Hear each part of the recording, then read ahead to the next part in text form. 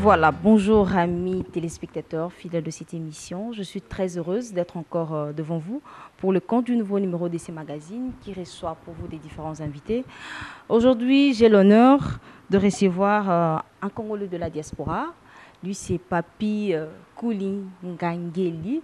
C'est un charman. Vous aurez le temps de le découvrir à travers cette émission. Il a de grands projets pour les étudiants, des Congolais qui veulent bien étudier à l'étranger. En tout cas, nous aurons plus de détails à travers cette émission. Bonjour, monsieur Papi. Bonjour, madame. Voilà, monsieur Papi Ngangeli. Il y a des millions de téléspectateurs qui vous suivent. Il y a de ceux qui n'ont pas eu le temps de vous découvrir dans des différentes émissions ou interviews. Mais aujourd'hui, ils ont le temps de vous découvrir à travers cette émission. Si vous pouvez faire une brève présentation, qu'est-ce que vous pouvez dire? Merci, madame, pour la question. Je suis, comme vous l'avez dit, M. Kouli Ngangeli. Je suis résident en Angleterre. Je tiens à saluer tous les téléspectateurs qui nous suivent en ce moment. Je viens représenter une entreprise qui s'appelle Éducation Plus, ou en anglais on dirait Educ Plus, qui est basée en Angleterre, avec une représentation au Ghana et au Nigeria. Nous sommes venus lancer l'entreprise ici, en République démocratique du Congo. L'entreprise a pour but d'aider, faciliter les étudiants à trouver une inscription dans de grandes universités du monde, faciliter les démarches pour le visa et encadrer les étudiants pendant leur séjour en dehors de leur pays, comme on dit, abroad. Voilà ce que l'entreprise fait exactement. Nous sommes là pour lancer l'entreprise qui s'appelle Education Plus ou Education Plus en anglais. Voilà, nous venons de suivre une brève présentation de M. Papi Kouli et puis l'objectif de son séjour ici en République démocratique du Congo. Mais dites-nous, il y a 2 millions de jeunes qui veulent bien étudier à l'étranger, qui vous suivent à cet instant. Comment est-ce qu'ils peuvent faire aujourd'hui pour étudier aujourd'hui en Angleterre? Quelle est la procédure à suivre? La procédure, c'est d'abord avoir un diplôme, puisque nous travaillons avec les étudiants. Ce n'est pas une opération de Ngoulou, comme on appelle ici, communément ici à Kinshasa. C'est une opération qui aide les étudiants. Alors, qui dit étudiant, il faut avoir un diplôme. Ok? Ça dépend de ce que vous voulez faire. Si vous avez un diplôme d'État, vous avez un diplôme de graduat ou de licence ou un master. Vous voulez faire une licence, un master, un PhD. Vous venez avec votre diplôme. Apportez-nous 2 photos passeport, un personnel statement, c'est comme un CV, mais pas un CV. Un personnel statement, ça veut dire vous faites une déclaration de qui vous êtes, quel est votre background, qu'est-ce que vous voulez faire dans l'avenir, quelles sont vos ambitions et vos skills, vos compétences. Alors, vous nous apportez ça, nous allons vérifier, ok? On va ouvrir un dossier pour vous qui sera transféré en Angleterre. Sur place en Angleterre, puisque nous voulons travailler straight avec tout le monde. Sur place en Angleterre, on va passer une interview. Ça ne sera pas moi, ce sera peut-être un Anglais ou un Ghanéen qui va passer l'interview. L'interview servira à comprendre réellement si les candidats qui avaient rempli ce formulaire, c'est le même candidat avec qui on parle, quel est son background, qu'est-ce qu'il veut faire dans l'avenir, poser quelques questions. Et cette interview s'appelle une interview de signposting interview, ça veut dire orientation, une interview pour orienter. Dès que l'interview est passée, nous envoyons le dossier au niveau des universités, en tout cas 3 universités pour chaque candidat. La première université qui répond rapidement, on envoie le dossier, l'étudiant confirme son admission et l'université va donner un certificat qu'on appelle Certificate of Acceptance Study, CAS. Avec ce certificat, ça veut dire que c'est l'équivalent du visa. On envoie ça à l'ambassade de Grande-Bretagne, ici, et l'ambassade va processer le dossier et les candidats pourront passer à l'ambassade pour se présenter. Évidemment, il faut que les candidats puissent avoir l'argent pour se supporter là-bas, où les parents vont sponsoriser ces études là-bas en Angleterre. Voilà les étapes, ça veut dire vous amenez les dossiers, nous passons l'interview et puis nous vous trouverons une inscription dans l'une des universités. Voilà, M. Papi Kouli. Les études vont se passer en Angleterre. Et en Angleterre, on sous-attend que là-bas, on ne parle que l'anglais. Mais un étudiant, ici, nous sommes dans des pays francophones, on ne parle que la langue française. Comment est-ce qu'un étudiant qui parle français peut aller étudier en Angleterre? Merci pour cette question. Je suis moi-même francophone. Je suis né ici, grandi ici. Je suis allé en Angleterre à l'âge adulte. C'est facile pour un francophone de parler l'anglais qu'un chinois. Mais par contre, nous avons en Angleterre des Chinois qui viennent à tout moment, puisque l'orthographe avec les Chinois, c'est pas pareil. Mais ils viennent, ils étudient là-bas. Alors, ce que nous allons faire pour nos candidats de la République démocratique du Congo, c'est d'abord une année de langue d'anglais avant d'aller à l'université. Et je suis sûr qu'ils vont apprendre rapidement. Dès qu'ils arrivent en Angleterre, nous allons nous organiser, les mettre dans les collèges et les mettre surtout dans un milieu où ils vont apprendre rapidement l'anglais.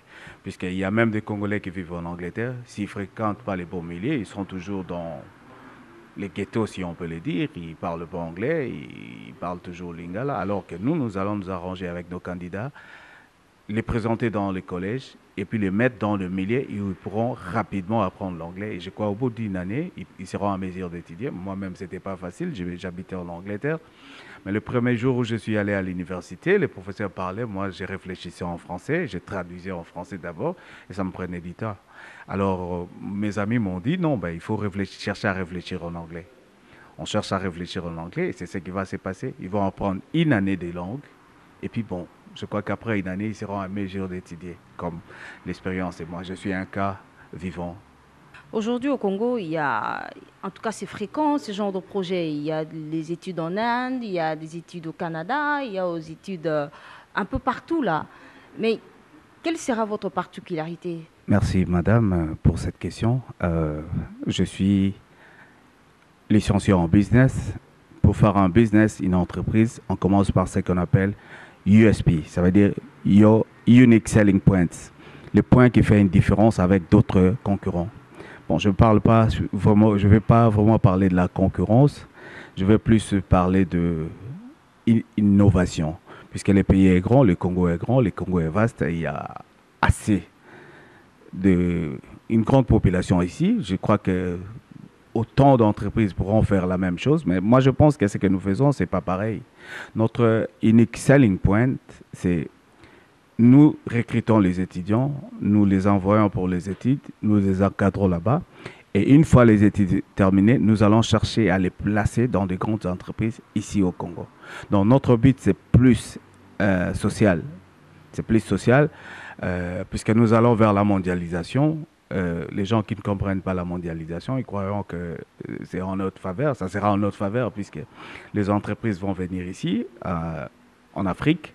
Mais la mondialisation n'est rien d'autre qu'une autre forme de la domination américaine. Ça veut dire qu'ils veulent que nous soyons un village planétaire, que nous mangeons pareil, nous nous habillons pareil.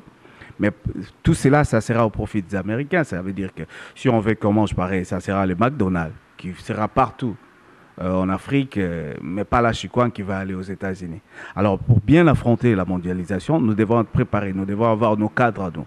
C'est ça notre souci, prendre les étudiants congolais ici, les envoyer étudier dans de grandes universités et ils vont revenir pour ramener la technologie. Donc, nous ne faisons pas ça pour l'argent ou comme peut-être nos concurrents que vous avez cités, les fonds. Nous faisons ça dans le cadre social pour chercher à former des cadres pour le pays, pour développer ces pays. Voilà notre souci et à ces points, ça pourra faire une différence avec d'autres gens qui vont comme des agences de voyage. Je me souviens dans mes précédentes émissions, quand on a parlé de ça, ils ont vite compris que c'était une agence de voyage. Nous ne sommes pas une agence de voyage. C'est une entreprise à but, à caractère social pour aider, former et rapatrier les cadres au pays. Donc, nous voulons éviter cette fuite des cerveaux qui s'est fait actuellement. Les gens sont éparpillés dans le monde avec des grands diplômes, mais ils n'arrivent pas à rentrer, servir leur pays. Nous, notre souci, c'est prendre les gens, former les gens, les encadrer et les ramener ici pour le développement de ces pays. Voilà un peu la différence. Je pense que quelque part, je ne sais pas si j'ai répondu à votre question. Donc, c'est différent des autres agences de voyage. Quand vous dites que l'entreprise est en caractère social, un étudiant que vous suivez à cet instant, il vient de décrocher son diplôme d'État, mais il n'a pas de moyens pour aller étudier à l'étranger. C'est possible aussi de venir dans votre entreprise? Merci, madame. Là, vous anticipez le développement de mon projet. Nous avons un projet à long, à court, à moyen terme. À court terme, pour le moment, c'est recruter et envoyer les gens en Europe pour aller étudier.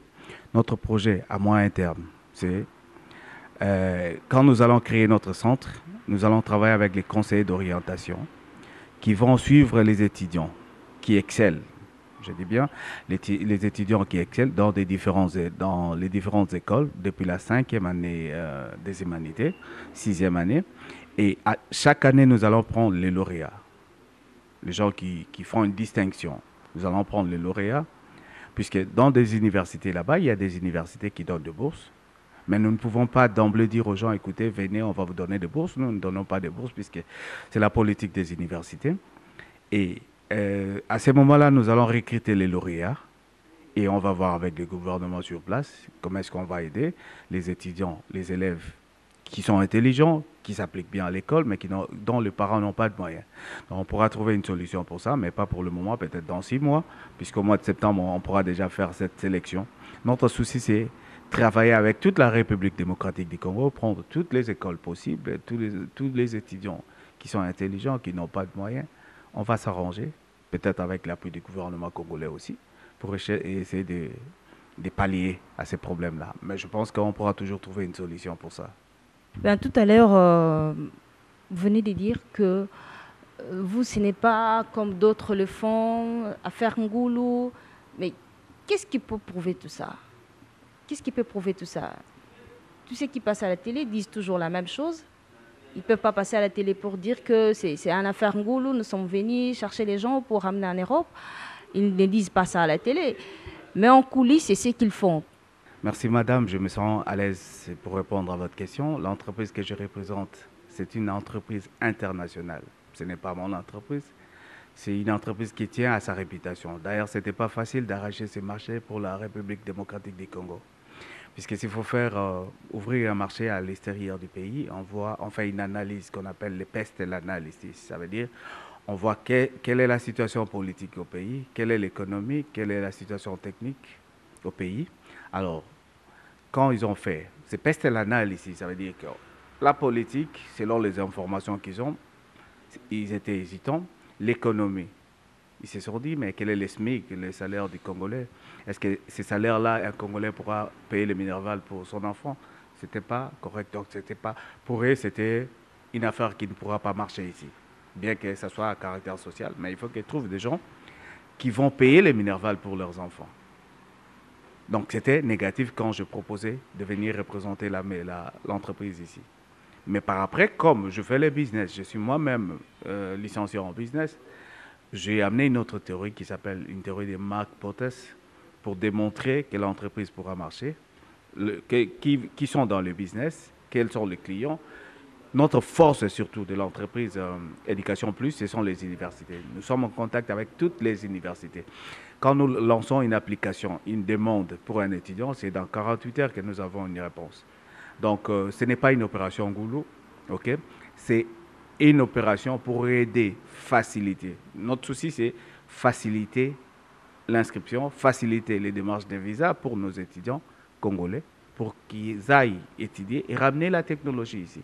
Donc, ceux qui ont des idées que c'est une opération Ngoulou seront dessus, puisque le visa que vous aurez, si vous n'étudiez pas en Angleterre, votre visa ne sera pas valable. Donc, on vous donne le visa par rapport à vos études. Donc, ceux qui vous font autre chose, c'est comme ça que je voulais faire une différence. Nous ne sommes pas une agence de voyage, c'est une entreprise internationale qui travaille dans les normes. Même moi, comme je viens représenter ici, je travaille dans les normes de l'entreprise. Les normes de l'entreprise, c'est en anglais, on dit equal opportunity. Ça veut dire donner l'opportunité à tout le monde. Je ne peux pas venir ici ramasser mes neveux, mes nièces et les ramener là-bas. C'est contre l'entreprise. Voilà le but même de l'interview qu'on va organiser là-bas. L'assessment interview, c'est pour savoir réellement les candidats remplissent les conditions. Est-ce qu'il est capable de faire les études là-bas? Si vous n'êtes pas capable de faire les études, désolé, on ne va pas vous ramener. Allez dans d'autres entreprises qui existent ici, que vous avez citées, pour faire l'opération Goul. Mais chez nous, ce n'est pas l'opération Goul. Voilà, nous sommes pratiquement déjà à la fin de notre interview. Monsieur Papikouli Gangali, il y a des millions de téléspectateurs que vous suivent. Si vous pouvez lancer un message à tous les étudiants qui veulent bien étudier à l'étranger et à des parents qui veulent bien aussi confier leurs enfants aux entreprises sérieuses. Un message, j'aimerais mieux que ça soit en lingala pour une meilleure audition de tous les téléspectateurs. Merci, madame. Le message de la fin, c'est pour encourager nos compatriotes congolais, puisqu'il y a des gens qui sont désespérés, qui trouvent que pourquoi ils sont nés congolais. Mais moi, je suis fier d'être congolais. Le Congo, c'est un mini paradis. Un pays qui a suscité des jalousies de tout le pays du monde. Pour ceux qui ne connaissent pas le Congo, quand on va parler je sais pas, les systèmes écologiques, ça sera un poumon d'acier. Donc le monde va respirer à partir du Congo. C'est un pays où on trouve toutes les richesses possibles. L'or, le diamant, les coltons, et il y en a tout plein. Alors pour arriver à accomplir, à jouir des richesses que le bon Dieu nous a données, nous devons former les gens, nous devons former les cadres. Voilà notre souci. Nous allons former les cadres qui vont revenir pour exploiter les richesses que Dieu nous a données. Alors, on a sengi na bande konyoso o ba olandanga ya ba congolais ke mboka la biso ezali mboka o etoni na kita ebele. Il faut que tu aies exploiter kita. Alors pour to exploiter, il faut que tu aies la technologie to ramener yango. Yango souci na biso ezali boya ebele, boyo bozala ba diplôme, ceux qui bozala moyen na bino. Ya ko futa ba étude na bino na libanda. Biso to ko faciliter bino ko zo inscription na université, to ko faciliter bino démarche pour un visa et puis bokomi botangi to encadrer bino, bozongi to lukeli bino misala po to tombola mboka na biso. En tout cas, un grand merci à tous les téléspectateurs. Le pays, c'est un mini paradis. Nous devons l'exploiter. Merci et bien des bonnes choses. Voilà, nous sommes arrivés à la fin de notre entretien. Tout commence bien et finit bien. J'étais très heureuse de recevoir pour vous aujourd'hui M. Papikouli Ngangali, un entrepreneur, un chairman. Il est là en République démocratique pour un bref séjour, comme vous venez de le suivre tout au long de l'émission. Moi, je vous retrouve très très prochainement pour le compte du nouveau numéro de ce magazine. D'ici là, portez-vous bien. Au revoir.